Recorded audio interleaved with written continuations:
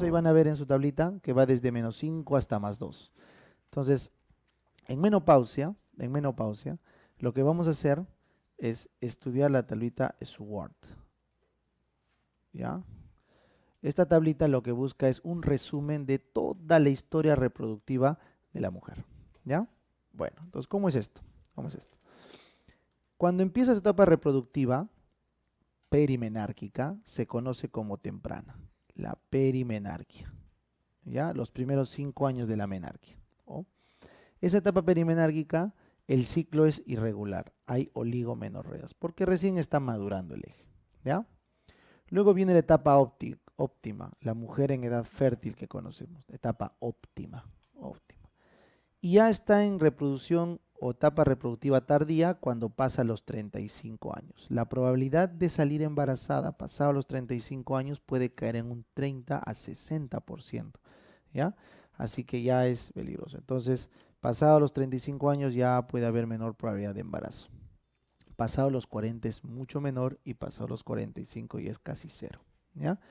Entonces, por eso 35 años es un punto de corte para fertilidad que lo vamos a ver más adelante. Pero ahora no estamos viendo fertilidad, no estamos viendo reproducción, estamos viendo la menopausia. Entonces, ¿qué es la menopausia?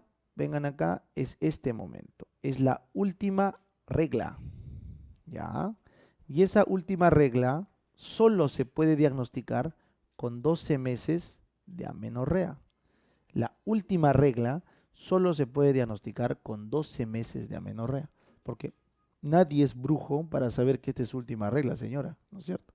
Entonces el diagnóstico es 12 meses de amenorrea. Por eso todo esto que están viendo 1 más A son los 12 meses de amenorrea de la paciente. Por eso cuando ven acá ciclo, acá tienen que poner hay amenorrea. Y se supone que la amenorrea continúa hasta el final de la vida, pues, ¿no? Ha sido la última regla. ¿Tiene lógica? Claro que tiene lógica. Muy bien. ¿Por qué una chica se amenorrea? Porque ya no tiene folículos para madurar. Entonces, la amenorrea viene de la evolución de los folículos en la mujer. Entonces, eso vamos a estudiar ahorita. Todavía no. Ahora, antes de que llegue el último folículo, toda esta etapa, -1 y -2, toda esta etapa se conoce como transición menopáusica, ¿ya? Transición menopáusica porque es toda la etapa previa a esta caída de folículo final. Entonces, ¿qué es lo que ocurre acá? Va cayendo la cantidad y la calidad de folículos. Entonces, se conoce como temprana a la transición donde no hay clínica evidente de caída de estrógenos. Pero sí hay una alteración del ciclo. ¿Cuál es esa? Oligomenorreas. La señora entra en transición menopáusica temprana cuando empieza sus ciclos a demorarse. Eso se llama oligomenorreas, ¿ya? Y el tiempo es variable, no se sabe, no se sabe. O sea, cada mujer va a variar. Pueden entrar a los 40, a los 42, a los 43, ¿ya? Pero, miren, cuando ya empieza a haber clínica, sí hay clínica, sí hay, sí hay, sí hay. Y de acá hasta el final de la vida aparece clínica.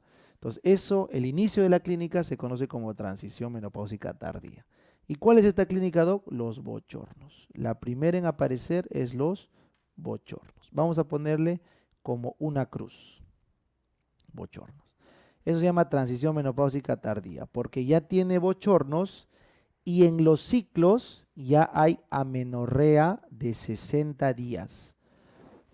Amenorreas de 60 días. Este periodo sí ya es conocido. Son los 3 a 1 año previos a la menopausia. Si una señora te dice, doctor, se me va la regla, no. No me viene un mes, doctor, estoy preocupada, pienso que salió embarazada. No, señora, no, ya a esa edad ya no. Esa es una amenorrea de la transición tardía. Tranquila, señor, tranquila. Muy bien. Y ya va a aparecer bochornos. Y si le dosamos la FSH, pregunta de examen, es la primera hormona en elevarse, la FSH. ¿Ya? Se eleva más de 25. Esto está elevado no significa falla ovárica. ¿Ya? Bueno. La cosa es que cuando ya hace la amenorrea durante todo el año que viene del diagnóstico, la FSH está por encima de 40. Eso significa que ya no hay ovario funcionando, ¿ya? ¿Quién cae? La inhibina, la antimülleriana. ¿Quién eleva? La FSH. ¿Se acuerdan? Las tres hormonas del ovario. Inhibina, antimülleriana y FSH es de arriba. En el ovario es inhibina cae, antimülleriana cae. ¿Y quién tiene en el sistema central? La FSH. Ahora, si alguien me dice, Doc, pero no se pase, ¿no? Que antimülleriana era del Sertoli, sí, pero también la granulosa produce hormona antimülleriana, ¿ya? También se ha visto, ¿ya? Por eso es una enzima que la usan para dosar reserva ovárica, ¿ya? Entonces, cuando les pregunten, ¿cuál es la hormona que primero se eleva? La FSH. ¿Y qué otras hormonas sirven para diagnosticar falla ovárica? La caída de inhibina y la caída de antimülleriano. Ya está. Muy bien, entonces como acá ya estamos en posmenopausia, ahí lo tienen, tienes el primer año de diagnóstico, tienes el segundo año, ¿por qué? Miren, acá le van a poner 1, 2, 3 cruces. El periodo máximo de bochorno es en el año del diagnóstico. Luego en el siguiente año baja 2 cruces, el último año 1 cruz y de ahí ya no debe haber. Pregunta de examen, ¿ah? La posmenopausia tardía es cuando ya han pasado más de 5 años de la menopausia. Y acá lo puedes sumar. 2 años más 3 años. Posmenopausia tardía. Eso es lo usual. Si bien es cierto, UpToDate y la tablita SWORD les da hasta 6 años, lo correcto o lo que está en los libros es 5 años. ¿Ya? Ahí está. Así que no debería haber bochornos pasados los 5 años. Eso es lo que deben recordar. Muy bien. Y todo este periodo previo a esos 5 años es la posmeno temprana, donde hay síntomas, ¿ya? Sencillo, ¿no? Ahora viene el concepto más importante de todo esto. ¿Y cuál es el rollo de estudiar tan a detalle una menopausia? Es que la paciente se queja, o sea, es la sintomatología lo que preocupa. ¿Y dónde ves más cruces, chicos? Acá, ahí, exacto. Entonces, la perimenopausia es el periodo donde empiezan los síntomas, oligomenorrea, transición temprana, y donde ya llega a su clímax y empieza a caer los bochornos, porque de ahí todo está en mejoría. Así que la clínica de la perimenopausia se llama climaterio. La clínica se llama climaterio. ¿De qué periodo? De la perimenopausia. ¿Ya? Muy bien. Eso es lo que te va a llevar al tratamiento. Muy bien, entonces, ¿cuál es ese síntoma que te lleva al tratamiento?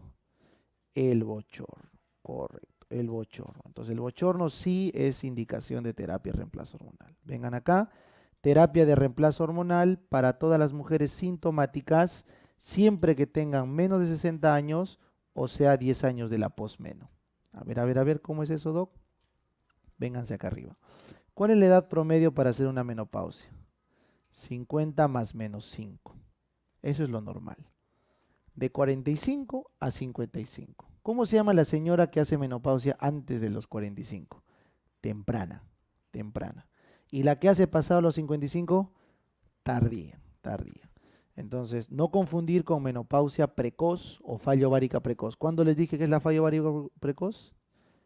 Menos de 40 años. La falla ovárica se llama precoz, les dije eso en amenorrea, cuando una chica su ovario deja de funcionar antes de los 40. ¿Y Doc, qué significa dejar de funcionar? Que tiene más de 40 de FSH. ¿Ya? Si la FSH está más de 40 y el ovario o la chica tiene menos de 40 años, eso es falla ovárica precoz. FSH más de 40 en menores de 40. No estoy hablando de ellas, estoy hablando de las señoras entre 40 y 45, menopausia temprana. Entonces, en una señora entre 55, que es el tope, ¿y cuánto duraba la posmenopausia temprana? 5 años. 55 más 5, 60. Lo máximo que puedes esperar es 60 años. No debes dar pasado eso, terapia de reemplazo. Es absurdo, ¿ya? Y si la señora te hizo su menopausia a los 45 años, 45 años, tú le puedes tratar su posmenopausia, o sea, su terapia de reemplazo hormonal en la posmeno hasta 10 años después. O sea, tienes dos cortes, porque hay dos poblaciones. La que empezó tarde, solo hasta los 60, y la que empezó muy temprano tiene como que 10 años. ¿Quién te va a hacer más clínica de bochorno? ¿La que hace menopausia más tardío o más temprano? Más temprano. Porque no te olvides, el organismo tiene que envejecer. Normal. Si se apura el envejecimiento, es más probable que haga bochornos, porque el bochorno es una disregulación del sistema nervioso central. En cambio, si le viene su menopausia tranquila, a los 50, 50 y pico, no hace tanto bochorno, ¿ya? Entonces, cuando una señora hace bochornos muy temprano, suele tener más margen para la terapia de reemplazo, ¿ya? Si quieren una explicación más lógica de esto, tienen que estudiar por qué dan los bochornos. Voy a hacer un pequeño repasito, ¿ya? ¿Cuál es la hormona que estimula la GnRH? Noradrenalina, ¿no? El neurotransmisor, perdón, noradrenalina, ya. Entonces, si tú no tienes estrógenos abajo, ¿qué va a pasar con tu GnRH? ¿Sube o baja? Sube, pues, porque no tiene feedback negativo. Y esa superpulsación, ¿qué neurotransmisor va a aumentar? Noradrenalina, ya. Pero el núcleo arcuato, ponte que es este aula, ¿quién es nuestro vecino en la otra oficina? El núcleo de termorregulación, porque estamos en el hipotálamo. Entonces la noradrenalina de acá empieza a estimular el centro de la termorregulación y la chica empieza a hacer bochornos.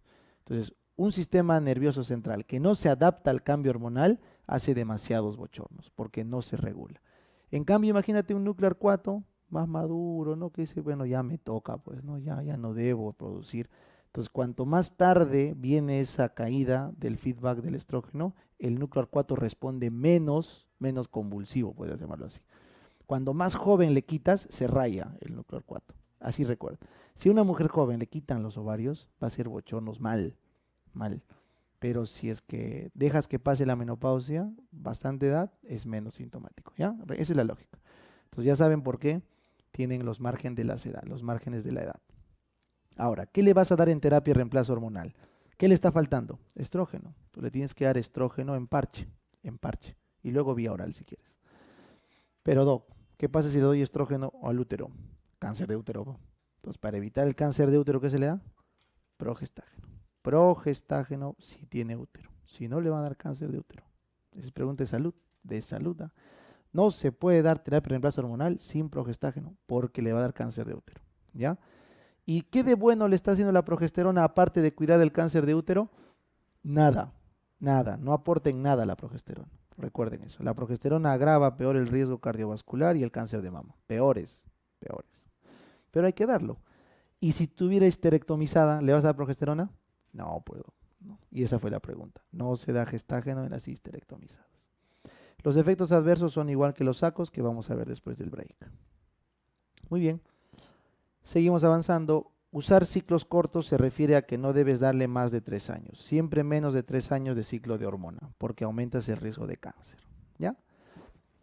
Perfecto. Entonces hasta ahí hemos terminado los bochornos. Ahora falta los signos tardíos. ¿Cuáles son los signos tardíos? Lo voy a hacer con color negro.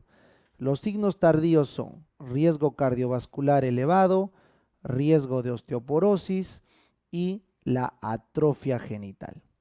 Riesgo cardiovascular elevado, riesgo de osteoporosis y la atrofia geniturinaria. Así que el riesgo cardiovascular no requiere terapia de reemplazo hormonal. La osteoporosis no requiere terapia de reemplazo hormonal, y esa fue pregunta de examen, no requiere, se le da bifosfonato si es que tendría riesgos. Y la atrofia vaginal, esta sí, la atrofia vaginal va a requerir tratamiento porque da dispareunia. Entonces, cuando la mujer se queja o la pareja se queja de dolor a las relaciones, se llama dispareunia, hay que darle tópico. ¿Le vamos a dar estrógeno o le vamos a dar testosterona tópica? Pregunta del recientado de este año. Por eso es que explico lento, porque así parezca un tema fácil, vienes pues en el recientado y es una pregunta. Tratamiento de la atrofia vaginal tópico, ¿con estrógenos o testosterona? ¿Ya? Bacán. Y si alguna vez les dicen, ¿no? ¿Se acuerdan por qué Carlos Galdós hacía su sketch, ¿no? De menopáusica, decía, ¿no? Que las menopáusicas se estresan, son falso, es calumnia para las chicas. No se ha demostrado ningún efecto neurológico, ni de demencia, ni de ansiedad, ni depresión, ni irritabilidad por la caída de hormonas. No es. Es más probable que una mujer venga ya ansiosa y depresiva y bueno, haga su menopausia y sea eso el desencadenante. Pero no es que la menopausia les cambia, eso está ya demostrado, no tiene nada que ver. Postulaban demencia, postulaban amnesia, nada, nada. Muy bien, y eso es todo lo que hay que saber de menopausia. Ahora, en este capítulo es donde les hago el breve repaso de los folículos. Rapidito nomás para que recuerden cómo es la historia de los folículos y por qué en la menopausia desaparece. Entonces, todas las chicas más o menos tienen una migración, ¿no? Que arranca a las gónadas, ¿no? Y tenemos un pico en la etapa fetal de 7 millones de ovogonias, ¿ya? Entonces, en la etapa fetal tenemos un pico de 7 millones de ovogonias, y estas ovogonias, si es que no se rodean, esta es una ovogonia, si es que no se rodea de una capa de estroma, se muere, ¿ya? Entonces, estos 7 millones de ovogonias de la vida fetal pasan a 2 millones al momento del nacimiento. Y Doto, ¿por qué perdieron? Porque ¿por dónde se fueron los 5 millones? Se murieron en un proceso de selección natural, porque no se rodearon de una capa de granulosa. Es como ese juego, bueno, que alrededor de la silla, y el que no se sienta sale del juego, bueno, igualito. El que no chapa su granulosa se muere. Esa es su historia. Bueno, entonces ya quedaron 2 millones, selección natural. Ahora, durante toda la infancia hasta la pubertad, se mueren 1.6 millones, o sea, quedan 400.000. Y Doto, ¿por qué han sobrevivido estas 400.000? Es que han tenido la capacidad de, aparte de su monocapa, han desarrollado zona pelúcida, y han desarrollado una capa múltiple. ¿Cómo se llama este folículo de capa múltiple, zona pelúcida? Primario. Y Doto, ¿quién lo ha estimulado? Solitos se han estimulado por efectos, autocrinos del ovario. De primordial han pasado a primario, folículos primarios. 1.6 millones no pudieron hacer eso y ahí quedaron. Bueno, y Doto, ¿por qué acá cambia? ¿Por qué la velocidad de destrucción cambia? Porque aparece una superhormona que es la FSH, folículo estimulante. O sea, hace que el folículo no se muera, pues, y lo va reclutando mes a mes, y la chica va ovulando cada mes hasta que se acaban. Son 400.000 folículos. ¿Y cuántos ciclos en promedio puede tener una chica en su etapa fértil? 400 promedio.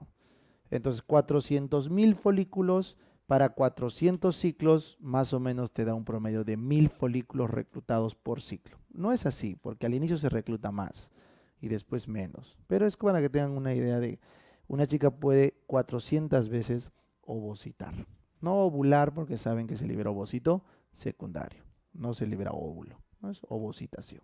Entonces, esa es la razón por la que puede durar hasta los 50 años. ¿Y de qué depende cuánto dure, Doc?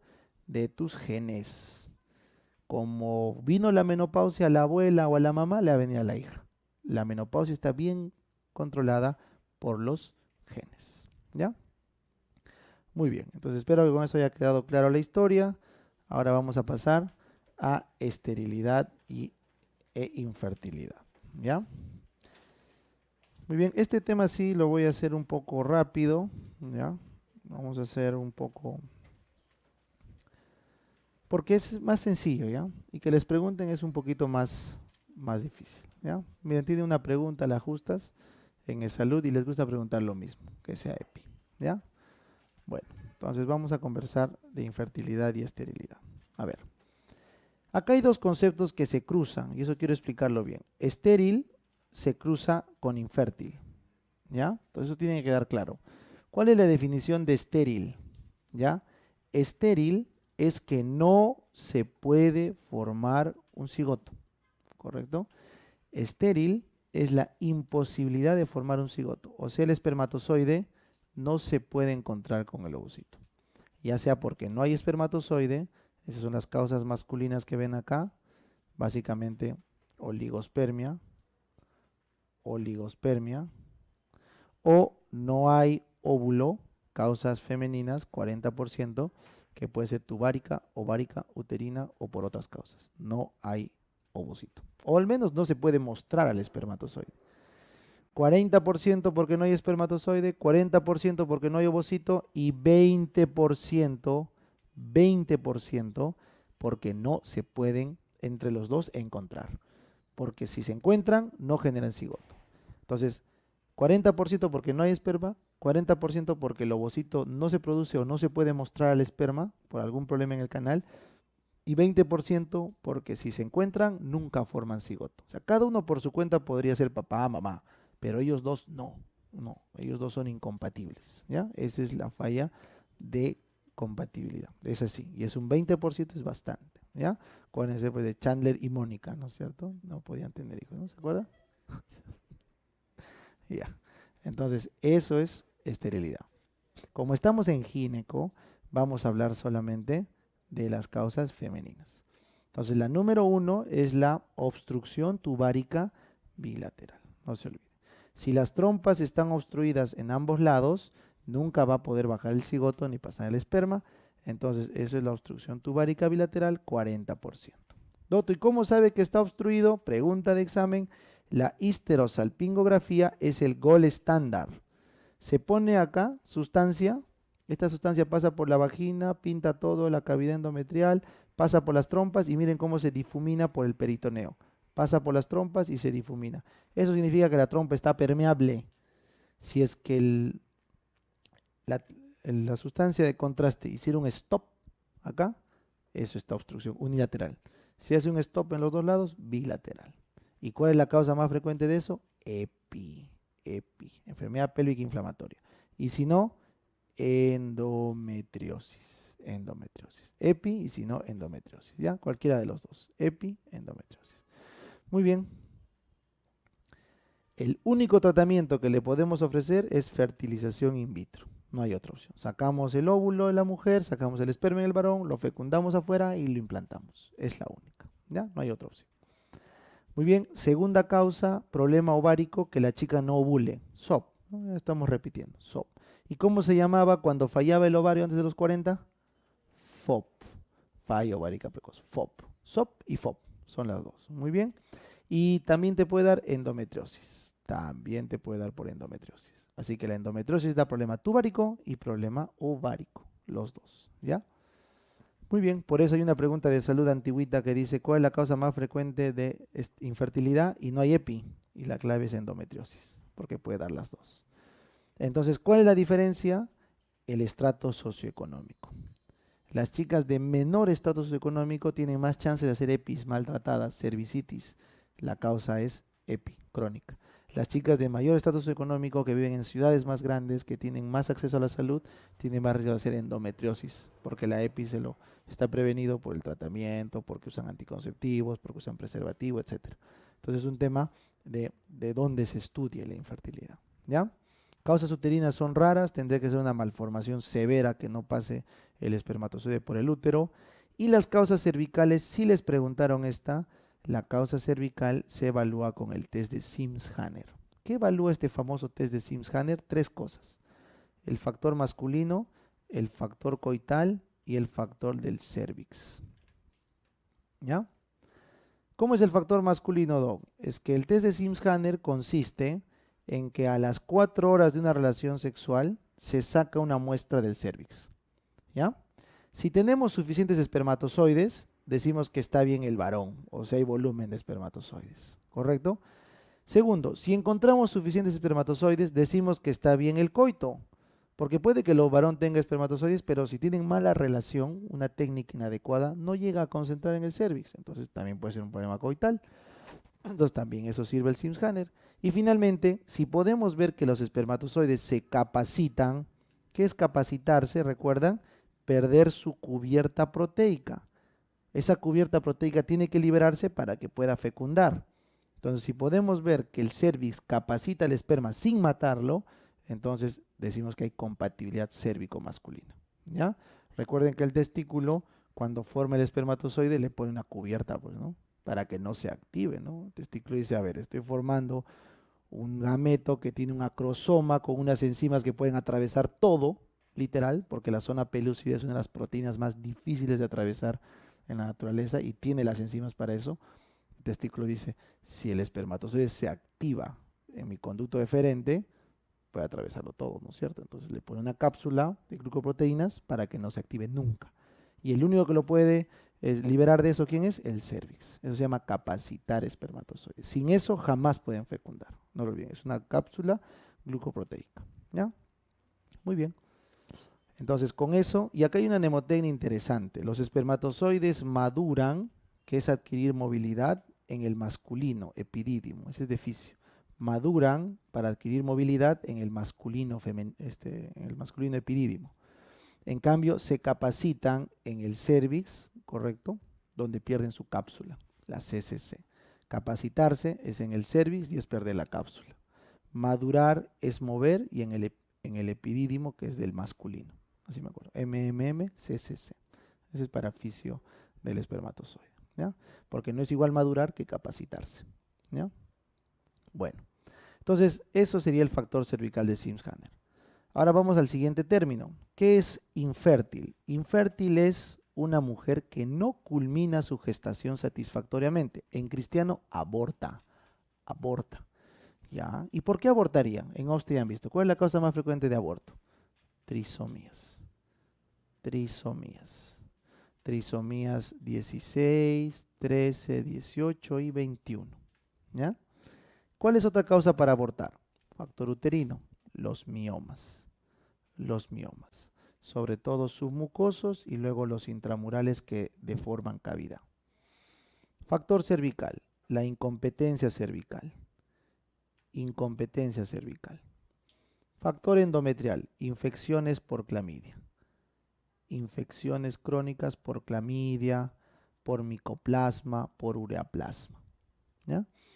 Y ya más raro, autoinmune, por ejemplo el SAF, síndrome antifosfolipídico, endocrino diabetes, masculino molas, psicológico sistémico. Bueno, entonces, si te preguntan, ¿qué es infértil? Una mujer que no culmina su gestación, o sea, aborta. ¿Ya? 3 o más abortos es abortadora recurrente. Defecto congénito, lo más probable, doc. Sus cigotos hacen trisomías, probablemente porque tiene el ovocito muy maduro, o sea, más de 35 años la chica. Entonces el ovocito tiene fallas ahí genéticas y hacen trisomía. 16, 13, 18 y 21. Como son abortos de la primera mitad, básicamente la chica simplemente ve un sangrado y en verdad está abortando. No lo vas a ver, porque son abortos antes de la semana 12. Son abortos de la primera mitad antes de la semana 12. Se llaman abortos tempranos o aborto precoz. En cambio, el aborto tardío es pasada la semana 12 y ahí sí puede haber coágulos con tejido, ¿ya? Bueno, el factor uterino, mioma submucoso, el que más da aborto. Factor cervical, la incompetencia cervical, ¿se acuerdan en OBSTE? Son abortos tardíos, ¿ya? Hay que hacer cerclaje de McDonald acá, ¿ya? Factor endometrial, infecciones crónicas por clamidia, micoplasma, ureaplasma, que son bacterias que se asocian a EPI. Autoinmune van a ver en endocrino, SAF, diabetes, dan infertilidad. Bueno, entonces tienes 2 términos, ¿y ahora qué hago? Infértil y estéril, ¿qué hago? Para infértil tienes que esperar que aborte 3 o más veces. Para estéril, simplemente ver que no forme un cigoto y no conciba. ¿Te parece, señora? Bueno, vamos a esperar que aborte un par de veces más para empezar el diagnóstico. No, pues no es. O sea, hace tiempo que ya no se usa esa definición. Juntamos a los dos. Entonces solamente tratamos la esterilidad. Y en el camino podemos demostrar que es infértil, pero el diagnóstico viene desde que no puede concebir. O sea, estéril sería la pareja que no puede formar un cigoto o concebir después de 12 meses de coito. Así debería ser. Pero hay otro problema, la traducción. En el inglés, estéril es infértil y el concepto de abortadora es subfértil. Si tienen dudas, hay artículos que hablan de esa confusión, ¿ya? Hay artículos. Entonces, para resumir, la OMS dijo, ¿saben qué? No se peleen, que infértil, subfértil, estéril, tranquilos. Vamos a hablar solo de infértil, que es lo que todo el planeta maneja, infértil, a la pareja que no concibe. Pero concebir es esterilidad. Tranquilo, ya sé, pero vamos a abordarlo así para que no genere confusión entre los idiomas. Todas vuestras preguntas son con infértil, ninguna hay de estéril, solamente los españoles en el MIR sí te ponen estéril o infértil. Sabes que a los españoles no les gusta el inglés. DVD, ¿no es cierto? Iceberg, no dicen iceberg, iceberg, ¿no es cierto? O sea, los españoles son bien celosos y así nomás no juntan el idioma. Todas las preguntas que ustedes van a ver en el banco es de infértil. Y ya les estoy explicando por qué y si gustan pueden revisar la literatura sobre esa confusión. Pareja que no concibe después de un año de coito, si es joven la mujer, eso es infértil. Y si la mujer es más de 35 años, la mujer, entonces el estudio se hace a los 6 meses. 6 meses sin concebir, Si es mayor de 35, la mujer, hay que hacer estudio. 1 año sin concebir si la mujer es menor de 35. La mujer es la que pone el corte, ¿ya? ¿Qué otro caso puede haber? Doctor, es menor de 35 la chica, pero tiene EPI. ¿Vas a esperar 1 año? 6 meses, cuando tiene EPI o endometriosis, problema de trompa. Y el último, doctor, la chica acaba de salir de quimioterapia por un cáncer. ¿Vas a esperar 6 meses? Inmediato. Cuando es después de una quimio o radioterapia, inmediato se hace el estudio de fertilidad, ¿ya? 3 definiciones, ¿ah? Por edad, por problema tubárico y por quimioterapia o radiación, ¿ya? Entonces, 6 meses es el estudio, si es más de 35, tiene problema tubárico y es inmediato si es que ha tenido radiación y quimioterapia. ¿Ya, chicos? Y doctor, si es menor de 12 meses y la pareja es joven, ¿qué hacemos? Consejería nada más. Hay que enseñarles cuáles son los días fértiles, hay que enseñarles cuáles son las posiciones sexuales con mayor chance de salir embarazada, ¿no es cierto? Y hay que decirles que no deben usar anticonceptivos. Consejería. Esa fue la pregunta examen. ¿Ya está? Muy bien, chicos. Entonces ahí vamos a hacer nuestro primer break. Solo, porfa, 15 minutos, ¿ah? Contadito. Y de ahí regresamos para hacer anticonceptivos y terminamos.